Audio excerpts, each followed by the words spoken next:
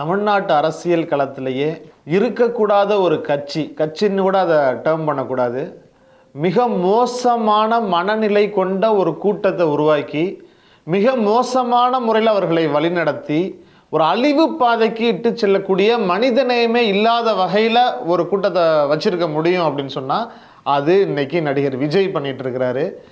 I stand with Vijay. Vijay அண்ணாவுக்கு கஷ்டம், அண்ணா அரசியலில் உங்களை சுற்றி எவ்வளவு அயோக்கியத்தனங்களை எழுத முடியுதோ, கதைகள் அப்படியே திரைப்படத்தில் வர மாதிரி சினிமாட்டிக் ஸ்கிரிப்ட் எழுத முடியுதோ அதெல்லாம் இன்னைக்கு இந்த விஜயனுடைய கூட்டம் அப்படின்னு சொல்லி எழுதிட்டு இருக்கிறாங்க. எல்லாத்துக்கும் மேலே இது முழுக்க முழுக்க முழுக்க இந்த தவறு இது யார் பொறுப்பேற்கணும் அப்படின்னா விஜய் தான் பொறுப்பேற்கணும். அந்த தவறை செஞ்சவர் விஜய் தான் அப்படிங்கிறது விஜய்க்கு நல்லா தெரியும். தன்னெஞ்சறிவது பொய்யற்க பொய்த்த பின் தன்னெஞ்சே தன்னை சுடும். அதனால தான் தன்னெஞ்சே தன்னை சுடுறதுனால தான் விஜய் 3 நாளாக ஒளிஞ்சிருக்கிறாரு, வீட்டை விட்டு வெளியில் வர மாட்டேங்கிறாரு, குற்ற உணர்ச்சியில் செத்துட்டு இருக்கிறாரு. காரணம் என்ன? அத்தனை பேர் சாவுக்கு விஜய் மட்டும்தான் காரணம். விஜய் பேசிட்டு இருக்கும்போது ஆம்புலன்ஸுக்கு வழிவிடுங்கன்னு சொன்னது யாரு? தண்டி எடுத்து கொடுங்கன்னு சொன்னது யாரு? மருத்துவரை கூப்பிடுங்கன்னு சொன்னது யாரு? அவருடைய டாக் பேக்ல அவருடைய செக்யூரிட்டி சொன்னது என்ன? அங்கே க்ரௌட் பர்ஸ்ட் ஆயிடுச்சுன்னு சொன்னது என்ன? செத்து விழுந்துட்டு இருக்கிறாங்கன்னு சொன்னது யாரு? எல்லாம் விஜய்க்கு தெரியும். காதில் வாங்கிக்கிட்டு வெற்றி நமக்கு தான் வரட்டுமா நண்பான்னு சொல்லிட்டு போனது யாரு? ரோட்டில் போயிட்டு இருக்கிறோம், காரில் போகிறோம், அரசு பேருந்தில் எஸ்டிஸில் போயிட்டு இருக்கிறோம், ஒரு இடத்துல ஆக்சிடென்ட் ஆகுது, உடனே பஸ்ஸை நின்றோம், எல்லாம் இறங்கி ஓடுவோம். ஐயோ என்னாச்சோ ஏதோ 108க்கு ஃபோன் பண்ணுங்க. அவங்கள ஏற்றி விட்டுட்டு தான் அடுத்தவங்க அந்த இடத்துல இருந்தே நகர முடியும். நீ என்ன பண்ணிட்டு இருக்க? நீ எங்கே போன? உனக்கு சுற்றி சதி நடக்குதா? சரி, சதி நடக்குது, கையில் ஃபோன் இல்லையா? அவங்ககிட்ட ஒரு ஃபோன் இல்லையா? கட்சியை அறிவிச்சதை நீ எதில் அறிவிச்ச? ட்விட்டரில் தானே அறிவிச்ச. கட்சி பேரை எதில் அறிவிச்ச? நீ ட்விட்டரில் தானே அறிவிச்ச. நீ ட்விட்டரில் உன்னுடைய கட்சிக்காரனை நீ பார்த்து போய் அந்த களத்தில் இறங்கி நின்று பாருங்கன்னு சொல்ல வேண்டியதானே? செத்து போனவங்க குடும்பத்துக்கு ஃபோனில் நீ ஃபோன் பண்ணி பேசிருக்க வேண்டியதானே? அங்கே இருக்கக்கூடிய மக்களை நீங்கள் சதி உன்னால் ஃபீல்டுக்கு வர முடியாது, ஓடி ஒளிஞ்சான ஆதவர்ஜிலிருந்து புஷியானதுலேருந்து இன்னைக்கு அத்தனை அயோக்கியர்களும் எல்லாரும் என்ன பண்ணாங்க? எங்க களத்தில் எங்க எவ்வளவு பெரிய அயோக்கியர்கள் இந்த கூட்டம், திருட்டுத்தனமான கூட்டம் அப்படின்னா இவ்வளவு பெரிய அசம்பாவிதம் நடந்திருக்குது. ஆனா இவனுங்க என்ன தெரியும் பண்றானுங்க? அந்த கட்சி தொண்டர்கள், ரசிகர்கள், அப்பாவிகள் முட்டாள்தனமா தற்குறித்தனமா இன்னும் அவனை நம்பிட்டு இருக்கிறாங்க. விஜய் அண்ணன் ரொம்ப நல்லவர், ஆனா அவனோட வழக்கறிஞர் பிரிவு நீதிமன்றத்தில் போய் என்ன தெரியுமா சொல்லியிருக்குது? செத்தவங்களே எங்க கட்சிக்காரங்களே கிடையாது அப்படின்னு இருக்குது. ஏற்கனவே செத்த பழைய பிணங்களை கொண்டு வந்து வச்சிருக்கிறீங்க அப்படின்னு சொல்லியிருக்கிறானுங்க. ஏற்கனவே அரசு மருத்துவமனையில் இருக்கக்கூடிய பிணங்களை கொண்டு வந்து நீங்க எங்க மேல கணக்கு காட்டுறீங்க அப்படிங்கிறாங்க.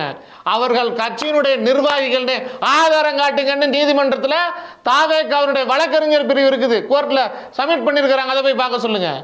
எவ்வளவு ஒரு அயோக்கியத்தனம், என்ன ஒரு ரெஸ்பான்சிபிலிட்டி இருக்குது. இந்த நிர்மல் குமார் பெரிய இந்த RSS அடிவரடி ட்ரௌசர், காக்கி ட்ரௌசர் நிர்மல் குமாரும் புஷியானது என்ன பண்ணியிருக்கானுங்க? நீதிமன்றத்தில் போய் முன்ஜாமீன் கேட்டு பதுங்கிட்டு இருக்கிறானுங்க. இது இவனுங்களோட இதான் ரெஸ்பான்சிபிலிட்டியா? இதுதான் தலைமைத்துவமா?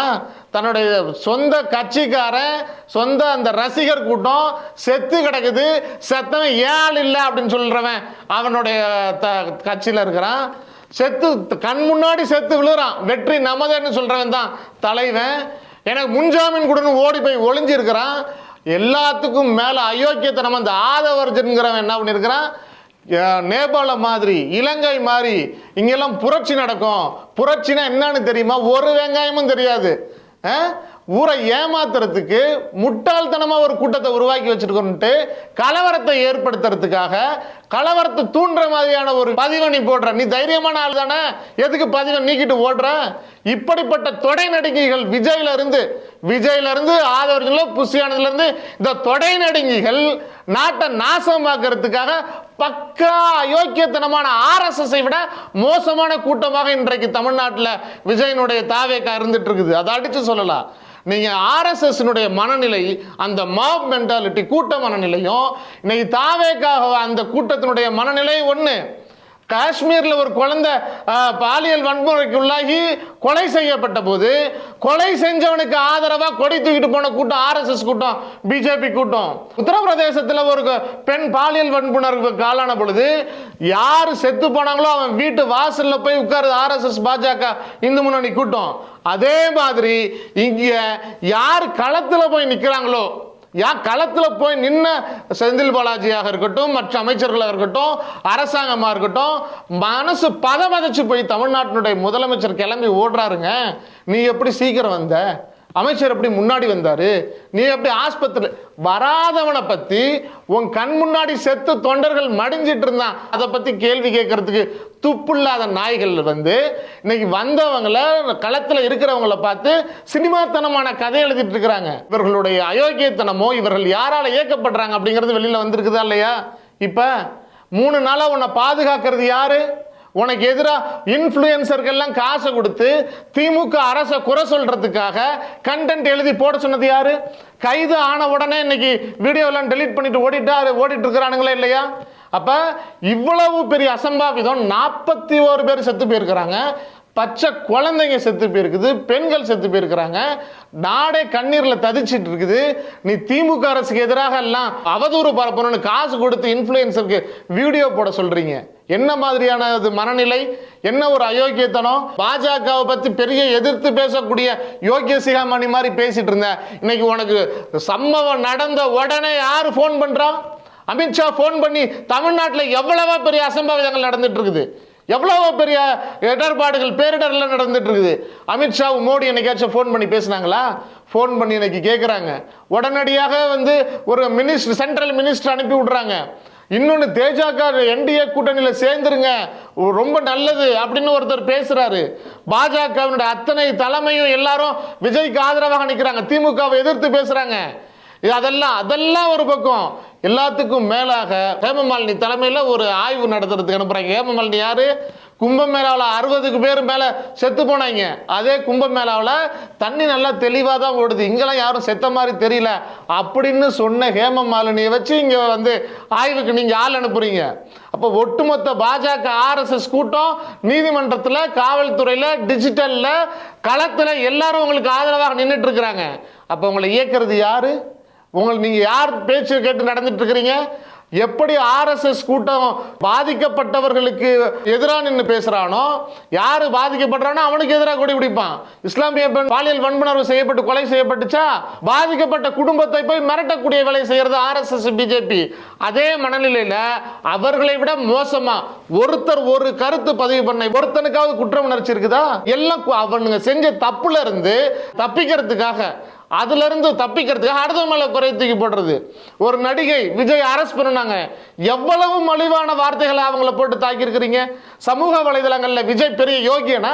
விஜய்க்கு எதிராக ஒரு கருத்து யாராச்சும் பதிவிட முடியுதா?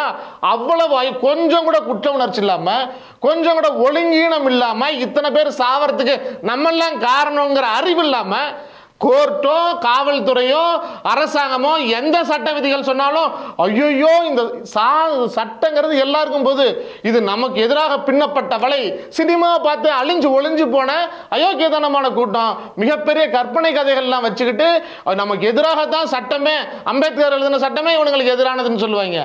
RSS மனநிலை தானே, கூட்ட மனப்பான்மை தானே, மாப் மென்டாலிட்டி தானே. அந்த அழிவுகளை இத்தனை அழிச்சாட்டியங்களையும் நம்ம பண்ணிருக்கிறோம் அப்படிங்கிற குற்ற உணர்ச்சி கொஞ்சம் கூட இல்லாம இருக்கிறவங்க எல்லாத்தையும் குறை சொல்ல வேண்டியது. எவ்வளவு ஒரு மோசமான கூட்டத்தை இவர்கள் உருவாக்கி இருக்கிறாங்கன்னு பாருங்க.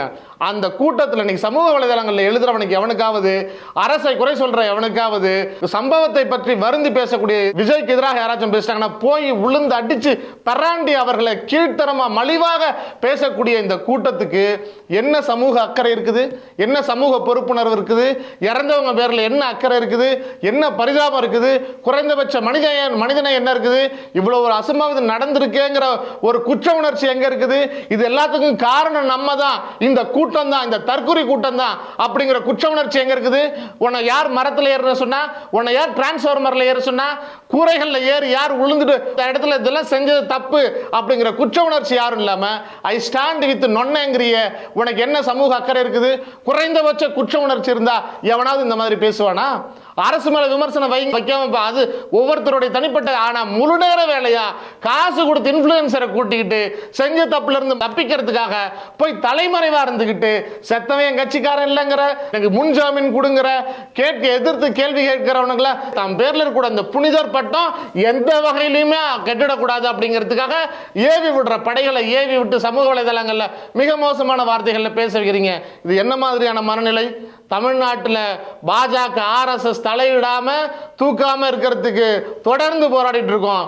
அதை விட ஒரு மோசமான கூட்டம், குறைந்தபட்ச மனிதநேயமே இல்லாதவர்கள், விலங்கை விட மோசமானவங்க அவர்கள். அந்த அளவுக்கு ஒரு மாப் மென்டாலிட்டி, ஒரு கூட்டத்தை உருவாக்கி வச்சுட்டு இருக்கக்கூடிய இவர்களை அரசு கண்காணிச்சுக்கிட்டு தான் இருக்கு. தவறா பேசிட்டு இன்னைக்கு வீரவசனமா பேசின வீடியோ போட்டவள இன்னைக்கு எங்க, எதுக்கு டெலீட் பண்ணிட்டு ஓடுற? உன்னுடைய கருத்துல ஸ்ட்ராங்கா இருந்தா நின்று போரிட வேண்டியதானே? அப்ப இது முழுக்க முழுக்க பாஜக RSS இயக்கப்படக்கூடிய இந்த கூட்டம் அரசு மேல மட்டும் அவதூறு பார்ப்பணும், திமுக அவதூறு பார்ப்பணும், திமுக தலைவர்கள் அவதூறாக செய்யணும். முதலமைச்சர் பதறி அடிச்சுட்டு போய் வேலை செய்யறார், அவரை கேள்வி கேளுங்க, அவரை ட்ரோல் பண்ணுங்க. அமைச்சர்கள் சட்டமன்ற உறுப்பினர்கள் போறாங்களா, அவங்கள பார்த்து ட்ரோல் பண்ணுங்க. வைத்தறிச்சல்ல மனசு தாங்காம அலறாருங்க அமைச்சர் அன்பில் மகேஷ் பொய்யாமொழி அவரு, அதை பார்த்துட்டு அதை ட்ரோல் பண்றானுங்க. ஒருத்தன் வரவே இல்லையே, நீ செத்து உழுவும் போது கூட வெற்றி நண்பான்னு பேசுறானு, அதை பத்தி கேட்கறது எவனுக்காச்சும் யோகிதை இருந்துச்சா? அப்ப என்ன மாதிரியான மனநிலை உள்ளவர்களை இவர்கள் உருவாக்குறாங்க? அந்த கூட்டம் போய் எதிர்கூட்டத்தை தாக்கும் பொழுது என்ன மாதிரியான ஒரு ட்ராலை உருவாக்குறாங்க, என்ன மாதிரியான கருத்து உருவாக்கத்தை பண்றாங்க? இப்போ சமூக வலைதளங்களில் மட்டும் இருந்துட்டு ஒரு ஒப்பீனியனை கிரியேட் பண்ணிட்டு இருக்கிறவன் நல்லவன், களத்தில் போய் பாதிக்கப்பட்ட மக்களுக்காக, இறந்து போனவங்களுக்காக நிற்கக்கூடியவர்கள் கெட்டவர்களா? என்னங்க நியாயம் இது? என்ன மாதிரியான மனநிலை இது? சமூகத்தை எந்த இடத்துல கொண்டு போய் நிறுத்தும்? சட்டத்தை பின்பற்ற மாட்டோம், இன்ஸ்ட்ரக்ஷன் ஃபாலோ பண்ண மாட்டோம், எந்த ஒழுங்கும் எங்களுக்கு கிடையாது, உயிர் போகக்கூடிய வகையில் அழிச்சாட்டியம் பண்ணுவோம். அப்படி செஞ்சவங்களை என்ன இப்படி பண்ணுனீங்கன்னா அதையும் நாங்க ட்ரோல் பண்ணக்கூடிய மனநிலைக்கு போவோம் அப்படின்னு சொன்னா இவர்கள் எவ்வளவு ஆபத்தானவர்கள் அப்படிங்கிறத நம்ம புரிந்து கொள்ள வேண்டிய தருணம் இது.